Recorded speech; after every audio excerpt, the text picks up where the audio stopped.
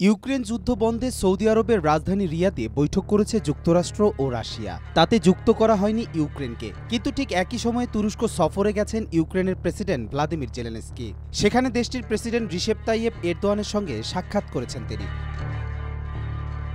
17 ফেব্রুয়ারি সংযুক্ত আরব আমিরাত থেকে তুরস্কে পৌঁছান জেলেনস্কি। বার্তা আদান প্রদানের অ্যাপ টেলিগ্রামে তিনি জানান, এরদোয়ানের সঙ্গে আলোচনায় বন্দি বিনিময় সহ অন্যান্য বিষয়ে কথা বলবেন তিনি। 2022 সালে ইউক্রেন যুদ্ধ শুরু হওয়ার পর কোটি মানুষের আস্থার ভালোবাসায় 11 বারের মতো দেশের 1 নম্বর রেফ্রিজারেটর ব্র্যান্ড ওয়ালটন থেকে এ নিয়ে তৃতীয়বারের মতো তুরস্ক সফরে গেলেন জেলেনস্কি। এরদোয়ানের সঙ্গে সাক্ষাৎ শেষে 18 ফেব্রুয়ারি যৌথ সংবাদ সম্মেলনে যোগ দেন তারা। 18 ফেব্রুয়ারি এরদোয়ানের সঙ্গে জেলেনস্কির বৈঠক অনুষ্ঠিত হয় রাজধানীর আঙ্কারার প্রেসিডেন্টের প্রাসাদে। এর কয়েক ঘণ্টা আগে রিয়াদে ইউক্রেন যুদ্ধ বন্ধে আলোচনায় বসেন ওয়াশিংটন ও মস্কোর প্রতিনিধিরা। এদিকে ক্রেমলিন বলছেন, প্রয়োজন পড়লে জেলেনস্কির সঙ্গে আলোচনায় বসবেন রুশ প্রেসিডেন্ট ভ্লাদিমির পুতিন।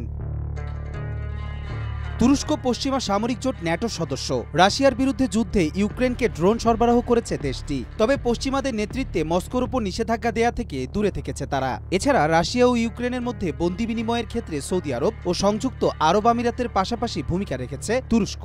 এখন দেখার পালা যুক্তরাষ্ট্রকে বাদ দিয়ে ইউক্রেন তুরস্ক সম্পর্ক কতটা মজবুত হয়।